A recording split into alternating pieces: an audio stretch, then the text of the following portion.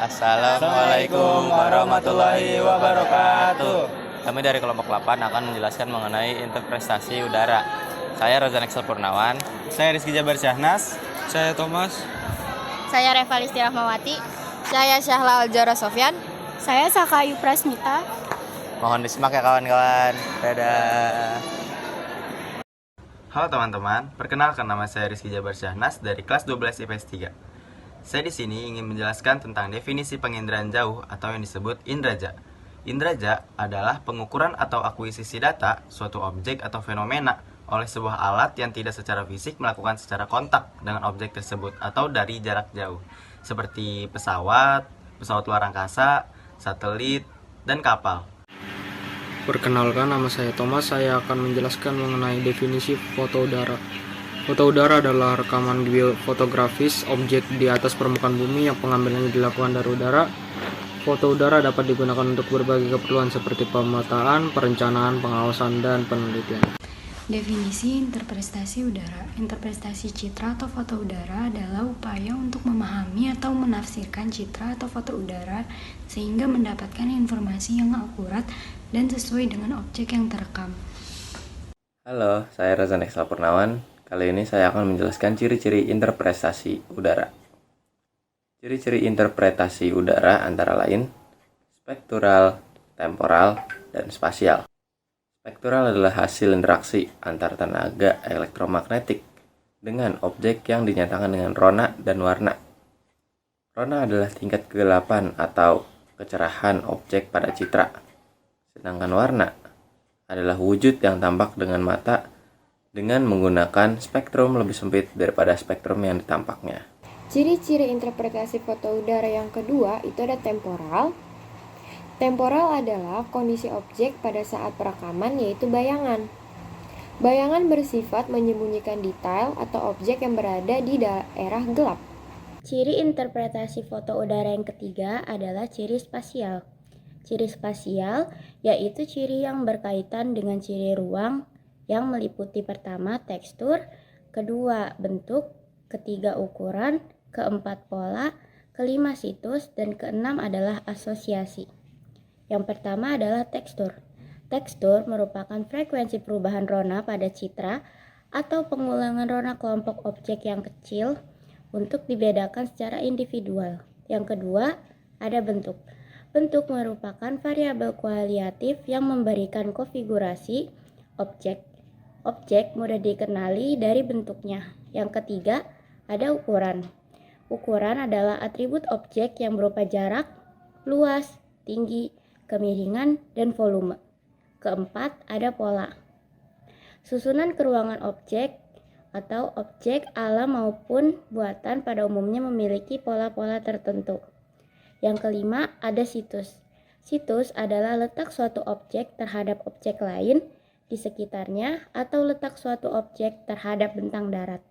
Yang terakhir atau yang keenam adalah asosiasi. Asosiasi adalah keterkaitan antara objek yang satu dengan objek yang lainnya. Berikutnya adalah deskripsi wilayah. Wilayah yang akan saya jelaskan pada video ini adalah wilayah Tanjung Selor. Tanjung Selor adalah sebuah kecamatan dan merupakan pusat pemerintahan atau ibu kota dari Provinsi Kalimantan Utara.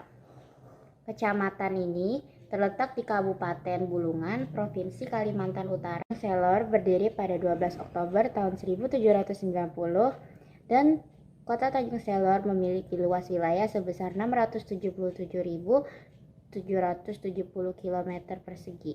Astronomi Kota Tanjung Selor berada di antara 2 derajat 9 menit 19 detik sampai dengan 3 derajat 34 menit 9 detik lintang utara dan 116 derajat 4 menit 41 detik sampai dengan 117 derajat 57 menit 56 detik bujur timur. Batas-batas wilayah Kota Tanjung Selor di utara berbatasan dengan Kecamatan Tanjung Palas Tengah, di timur berbatasan dengan Kecamatan Tanjung Palas Timur, di selatan berbatasan dengan Kabupaten Berau, dan di barat berbatasan dengan Kecamatan Tanjung Palas. Ada kondisi penduduk Kota Tanjung Selor. Jumlah penduduk Tanjung Selor sebanyak 56.192 569 jiwa dengan kepadatan penduduk 84 jiwa per kilometer. Tanjung Selor, Kalimantan Utara, yang masyarakatnya memiliki mata pencaharian sebagai nelayan. Agama yang dianut masyarakat di Tanjung Selor diantaranya Islam sebanyak 79,38%, Kristen 19,52%, dengan Protestan 15,70%, dan Katolik 3,82%. Kemudian ada Buddha di 0,98%, Hindu 0,11%, dan yang terakhir ada Konghucu sebesar 0,01%. Adalah wilayah atau pemukiman di Tanjung Selor. Wilayah pemukiman di Tanjung Selor didominasi oleh pemukiman kumuh, yaitu terdapat 9 kawasan yang ada di Tanjung Selor. Yang pertama, 1 kategori kawasan kumuh, 3 kawasan kumuh ringan, 3 kawasan hampir kumuh, dan 2 kawasan tidak kumuh. 1 kawasan kategori kumuh terdapat di Kelurahan Tanjung Selor Hilir. 3 kawasan kumuh ringan terdapat di Kelurahan Tanjung Selor Hulu, Desa Apung, dan Desa Tengkapak. Sedangkan 3 kawasan hampir kumuh terdapat di Desa Gunung Sari, Desa Bumi Rahayu, dan Desa Gunung Seriang. Dan 2 kawasan yang tidak kumuh terdapat di Desa Jelarai Selor dan juga Kelurahan Tanjung Selor Timur. Perkenalkan, nama saya Thomas. Saya akan menjelaskan mengenai dataran tinggi. Tanjung Selor cenderung memiliki lebih sedikit dataran tinggi dibandingkan dengan daerah-daerah di bagian lain Indonesia. Wilayah ini umumnya didominasi oleh dataran rendah, meskipun mungkin terdapat beberapa elevasi yang lebih tinggi, terutama di bagian pedalaman. Yang kedua, ada dataran rendah. Sebagian besar daerah Tanjung Selor merupakan dataran rendah yang lebih cenderung datar. Ini mencakup dataran aluvial yang subur di sekitar sungai-sungai utama, memberikan potensi pertanian yang baik. Kondisi dataran rendah juga mempengaruhi drainase alami dan pembentukan ekosistem khas. Pesisir pantai atau perbukitan. Tanjung Selor memiliki lebih banyak pesisir pantai daripada perbukitan. Sebagai kota pesisir, garis pantainya dapat memberikan akses ke sumber daya laut yang penting untuk kehidupan sehari-hari masyarakat, seperti hasil perikanan. Meskipun ada kemungkinan adanya perbukitan di sekitar Tanjung Selor, pesisir pantai mendominasi dan dapat mempengaruhi kehidupan sehari-hari serta ekonomi lokal. Kondisi bentang alam ini memainkan peran penting dalam pengembangan wilayah ekonomi dan keberlanjutan lingkungan Tanjung Selor. Perpaduan antara daratan rendah yang subur dan potensi pantai memberikan keunikan dalam sosial dan ekonomi di wilayah. Hai, tahu nggak? Jumlah penduduk Tanjung Selor sebanyak 56.569 jiwa dengan kepadatan penduduk 84 jiwa per kilometer persegi. Tanjung Selor, Kalimantan Utara, yang masyarakatnya memiliki mata pencaharian sebagai nelayan. Tanjung Selor terletak di Kalimantan Utara yang kaya akan beragam sumber daya alamnya. Hutan tropis yang melimpah menyediakan berbagai jenis kayu, rotan, dan hasil hutan lainnya menjadi sumber pendapatan bagi masyarakat setempat. Sungai dan lautnya juga kaya akan sumber daya perikanan, termasuk udang, kepiting, dan berbagai jenis ikan laut yang mata pencaharian utamanya bagi sebagian besar penduduk pesisir.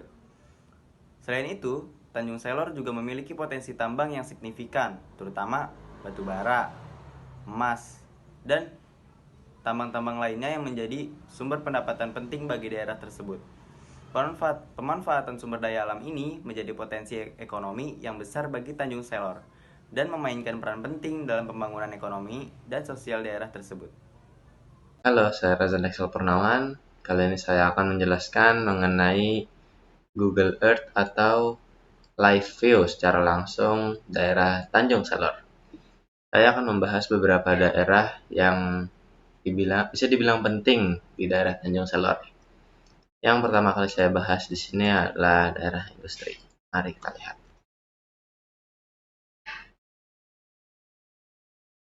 Nah, di sini ada salah satu daerah industri yang berada di Tanjung Selor, yaitu adalah PT Tanjung Beton Industri.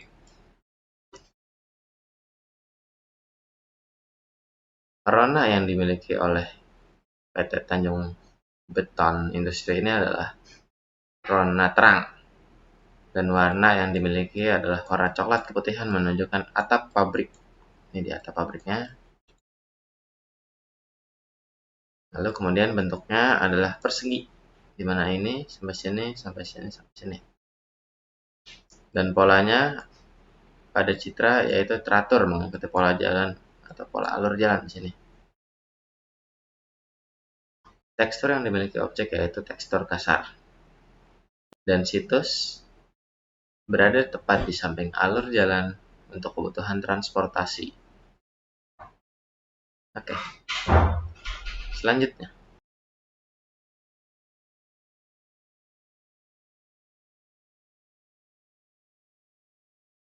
Nah, sini. Ini adalah lahan kosong di Tanjung Selor atau lahan terbuka. Rona yang dimiliki pada citra menunjukkan rona terang. Dan warna yang dimiliki pada objek pada citra berwarna kuning, sedikit coklat. Di bagian sini kuning terang dan agak coklat. Bentuk pada objek pada citra yaitu menyesuaikan dengan ukuran dan lokasi penggunaan lahan tersebut. Pola yang dimiliki juga pola objek yang tidak teratur. Teksturnya pada objek yaitu kasar dapat dilihat dengan adanya perubahan rona yang sedikit gelap dan keterangan. Situs adanya pepohonan dan semak belukar di sekitarnya. Lanjut. Adanya permukiman. Permukiman. Rona yang dimiliki oleh permukiman adalah terang dan cerah. Warna yang ditampilkan juga merupakan warna coklat, jingga yang menunjukkan atap rumah.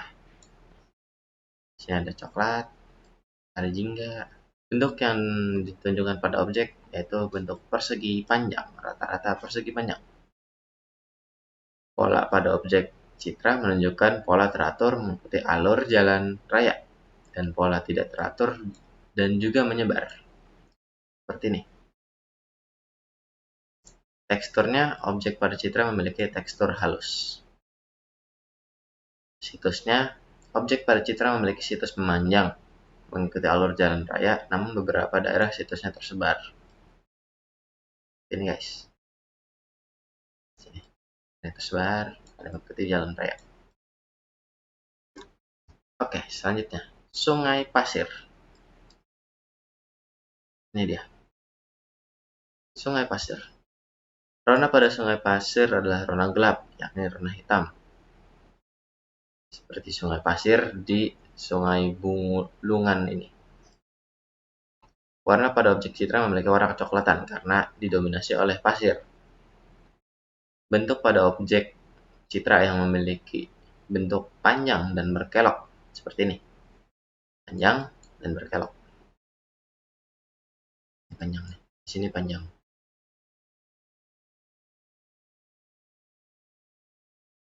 Tekstur pada objek citra menunjukkan tekstur halus karena tidak adanya perubahan.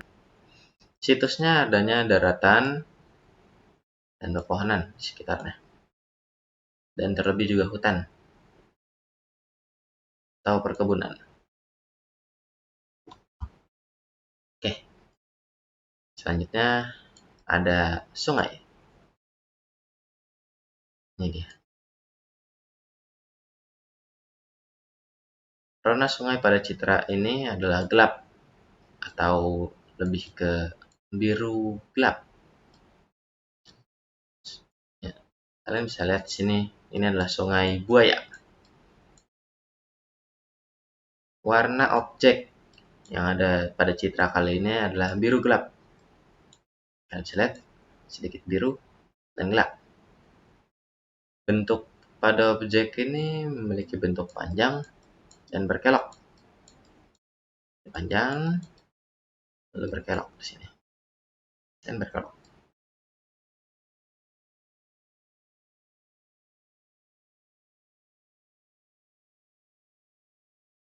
Pola yang dimiliki pun yaitu memanjang dan tidak beraturan yang mengalir dari hulu ke hilir.